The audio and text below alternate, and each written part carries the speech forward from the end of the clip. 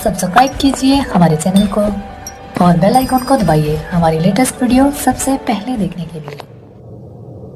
हम आपको परमाणु संरचना के इस दूसरे वीडियो में कुछ मॉडल के बारे में बताएंगे, जिसमें यह बताया गया कि इलेक्ट्रॉन, प्रोटॉन और न्यूट्रॉन की स्थिति बताने के लिए कुछ मॉडल प्रस्तुत किए गए।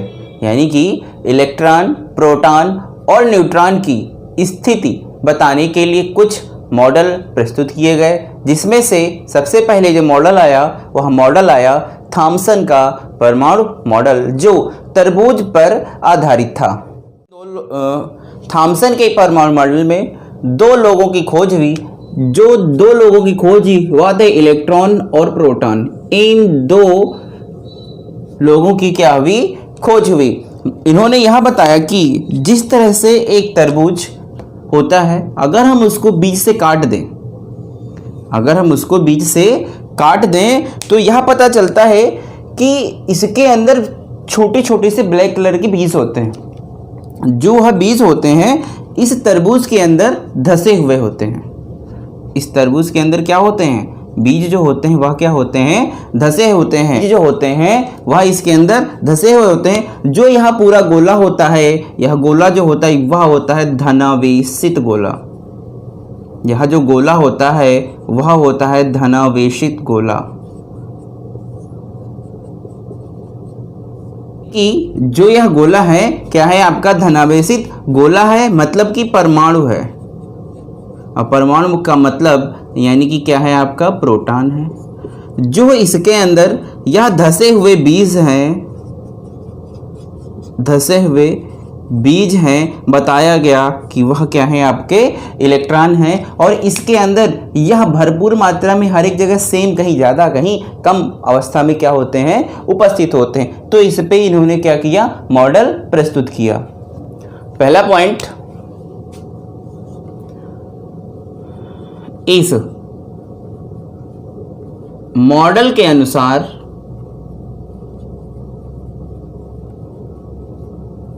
समस्त धनावेश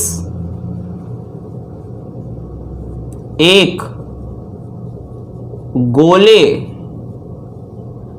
के रूप में फैला रहता है तथा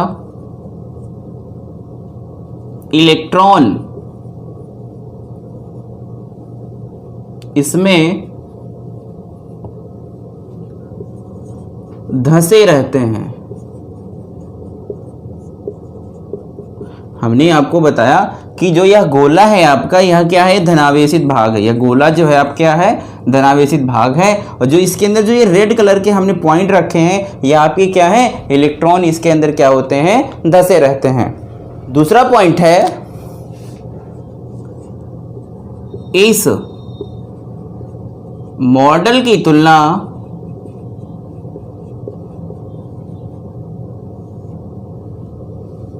तरबूज से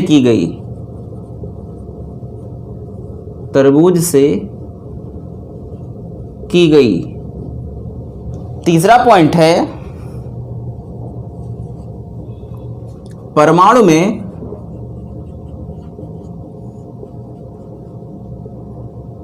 प्रोटॉनों और इलेक्ट्रॉनों की संख्या बराबर होती है।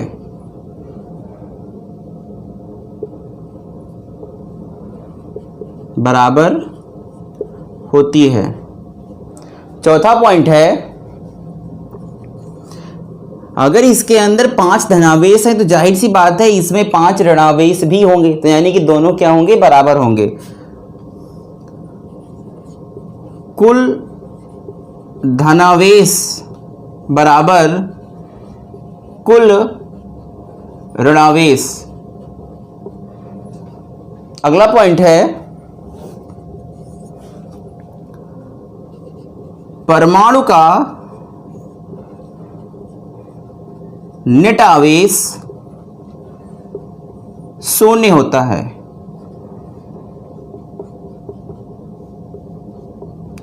जब इसका आवेश शून्य होता है तो जाहिर सी बात है परमाणु कैसा होगा, उदासीन होगा। अगला पॉइंट है परमाणु उदासीन होता है। परमाणु उदासीन होता है। इसी कारण इनको नोबेल पुरस्कार दिया गया। इन्होंने यह बताया कि जो आपका परमाणु होता है यह कैसा होता है, उदासीन होता है। इसलिए इनको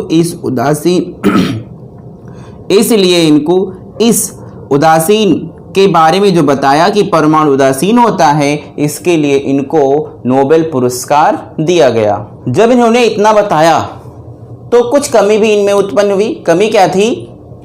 न्यूट्रॉनों की खोज के बाद वह उसकी परमाणु में स्थिति नहीं बता पाए। परमाणु के अंदर कुछ न कुछ खोजा, न्यूट्रॉन खोजे, लेकिन यह इन्होंने उसकी स्थिति की गणना नहीं कर पाए। रदरफोर्ड ने अल्फा प्रकीर्णन प्रयोग प्रस्तुत किया। रदरफोर्ड ने यह सोचा कि कौन साइंटिस्ट आए थे?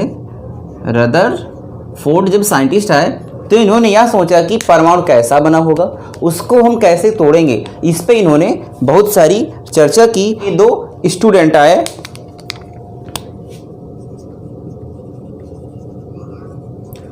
रदरफोर्ड के दो स्टूडेंट आए। जो इनके दो स्टूडेंट आए उनके नाम थे गीगर और दूसरे का नाम था मार्शडन। इन सब ने इस पर प्रयोग किया, अच्छे से प्रयोग किया। और ये रदरफोर्ड इनकी क्या कर रहे थे? हेल्प कर रहे थे। क्या कर रहे थे? इनकी हेल्प कर रहे थे। और हेल्प करते करते इन्होंने रदरफोर्ड का अल्फा प्रकीर्णन प्रयोग प्रस्तुत किया। तो सबसे पहले हम आपको बताएंगे प्रयोगात्मक व्यवस्था क्या इन्होंने यूज किया था, कैसी इन्होंने व्यवस्था करी थी। तो इन्होंने सबसे पहले एक रेडियो एक्टिव तत्व लिया। इन्होंने क्या लिया? एक रेडियो एक्टिव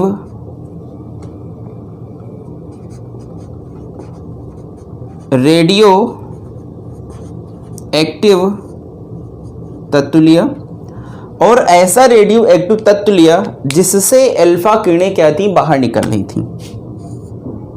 अल्फा किरणें क्या थी?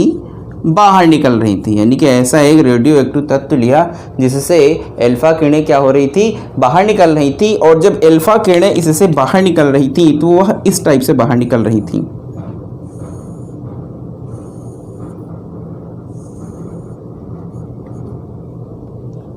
अल्फा किरण कुछ इस बीम से बिल्कुल सीधी रेखा में ऐसे बाहर निकल रही थी।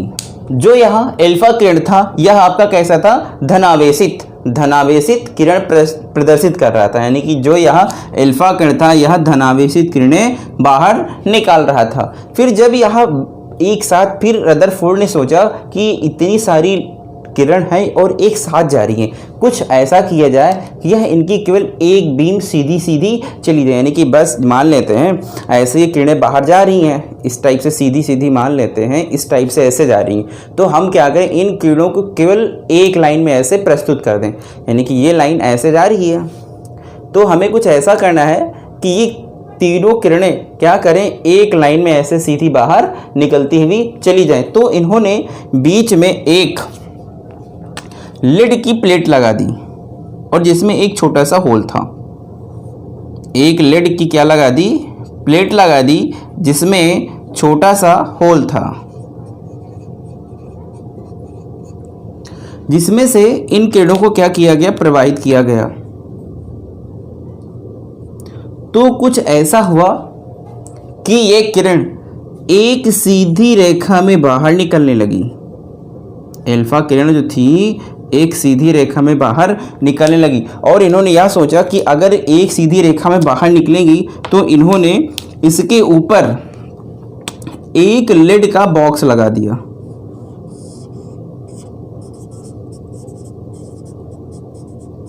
क्या लगा दिया, लेड का बॉक्स लगा दिया, जिससे यह किरण पीछे की ओर न भाग पाए। इन्होंने यहाँ सोचा कि हम कैसे पता करेंगे कि यह किरणें बहुत सारी जगह पे जा सकती हैं। तो इन्होंने क्या किया, बीच में एक सोने की पतली पन्नी लगा दी।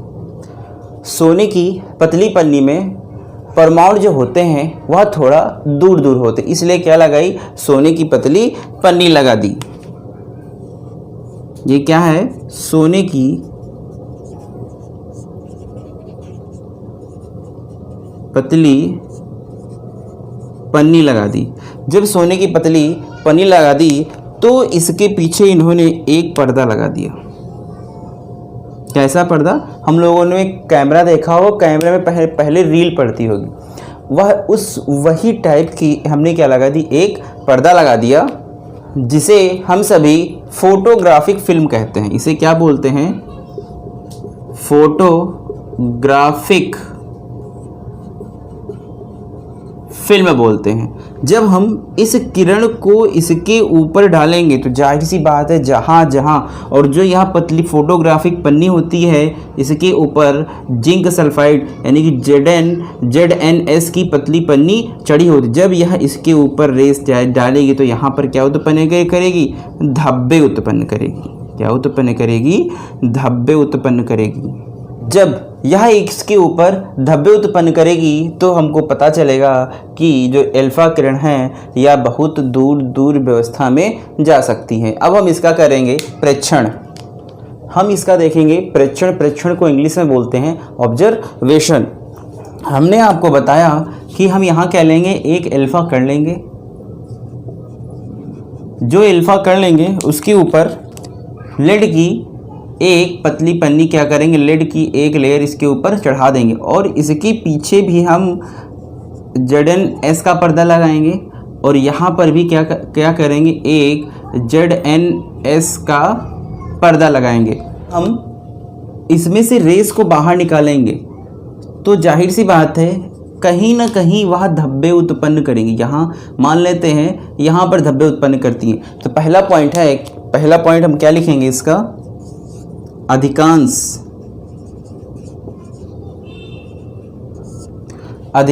अल्फा कण अपने मार्ग से सीधे चले जाते हैं। यानी कि यहाँ से क्या करेंगे, यह सीधे चले जाएंगे। जब यहाँ जाएंगे जाहिर सी बात है इस जो फोटोग्राफिक प्लेट लगी है उसके ऊपर ZnS यानी कि जिंक सल्फाइड की यहाँ पर पतली पन्नी चढ़ी है तो उसके ऊपर क्या करेंगे, यह धब्बे उत्पन्न करेंगे। दूसरा पॉइंट है, कुछ अल्फा कण अपने मूल पथ से थोड़ा विक्षेपित हो जाते हैं।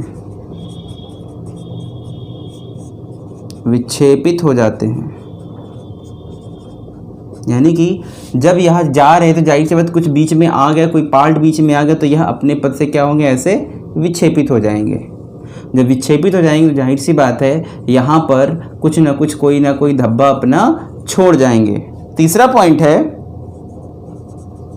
कुछ अल्फा कण लगभग 80,000 में से एक अल्फा किरण वापस लौट आती है। यानी कि जब इस पे बमबारी कराई गई तो बमबारी करने से कुछ 8,000 में से कोई एक अल्फा कण ऐसी होगी जो यहाँ इस ZnS से टकराने के पश्चात अपने वापस मूलभूत में आ जाएगी। जब वापस आएगी तो जाहिर सी बात है इस पर कोई ना कोई एक धब्बा छोड़ेगी। नेक्स्ट हेडिंग है परिणाम यानी कि रिजल्ट। जो हमने अभी तक प्रयोग किया इसका परिणाम क्या निकला। इन्होंने एक नाभिक लिया, बहुत बड़ा सा नाभिक लिया और इस पर अल्फा किरणों की क्या कराई गई, अल्फा किरणों की बमबारी कराई गई। इस पर अल्फा किरणों की बमबारी कराएगी। जब यह और इसके अंदर बहुत छोटे छोटे से क्या है, परमाणु हैं। जब इन्होंने यह बताया कि इसके अंदर बहुत खाली स्थान होगा, यानी कि जो पहला पॉइंट है, पहला पॉइंट आपका यह कहता है कि परमाणु का अधिकांश भाग खाली होता है। परमाणु का अधिकांश भाग खाली होता है। जब हम अल्फा किरणों की इस पर बमबारी कराएंगे, ये हमारी अल्फा किरण है, और जब हम इस पर बमबारी कराएंगे, जब इसके अंदर खाली स्थान होगा तो ये किरणें क्या होंगी, सीधी निकल जाएंगी। ऐसे किरणें क्या हुई आपकी, सीधी निकलेंगी। तो पहला पॉइंट कहता है परमाणु का अधिकांश भाग खाली होता है। जब यह खाली होगा तो जो अल्फा किरण है नाभिक के अंदर से क्या होंगी, पूर्णतः सीधी चली जाएंगी। दूसरा पॉइंट है परमाणु के केंद्र में धनावेश होता है। धनावेश होता है। जब परमाणु के केंद्र में धनावेश होगा, जो यह अल्फा किरण जाएगी, इस धनावेश से टकराने के पश्चात 90 अंश पर, 90 डिग्री पर यह पुनः क्या होगी, वापस आएगी। यानी कि यहाँ पे मान लेते हैं कि ये हमारा नाभिक का केंद्र है, ये अल्फा किरण, जब यह इससे टकराएगी, जब यह इससे टकराएगी तो यह अपने पूर्ण रूप में क्या होगी, पीछे वापस चली जाएगी। तीसरा पॉइंट है परमाणु के केंद्र में उपस्थित धनावेश वाला भाग अत्यंत सूक्ष्म होता है। तीसरा वाला पॉइंट कहता है कि परमाणु के केंद्र में उपस्थित धनावेश वाला भाग अत्यंत सूक्ष्म होता है। मान लेते हैं कि ये हमारे पास बिल्कुल सेंटर में क्या है, नाभिक है, और ये हमारी अल्फा किरण है। ये भी प्लस में है, ये भी प्लस में, तो जाहिर सी बात है फाइट करेंगे आपस में। जब यह इसके ऊपर गई, जब यह इसके ऊपर आएगी तो जाहिर सी बात यह इसको ऐसे क्या मारेगी, धक्का मारेगी। जब धक्का मारेगी तो यह ऐसे टेढ़ी होगी, तो जब यह इस टाइप से टेढ़ी होगी तो कैसे निकल के जाएगी, ऐसे। तो जाहिर सी बात है जब यह इसके ऊपर धक्का लगेगा तो यह ऐसे बेंड हो जाएगी, यानी कि क्या हो जाएगी, टेढ़ी हो जाएगी। तो कहा गया परमाणु के केंद्र में उपस्थित धनावेश वाला भाग अत्यंत सूक्ष्म होता है, जिसके कारण अल्फा किरण को क्या मोड़ देता है, यानी कि हल्की सी बेंड हो जाती है। अगले वाले वीडियो में हम आपको रदरफोर्ड का परमाणु मॉडल बताएंगे।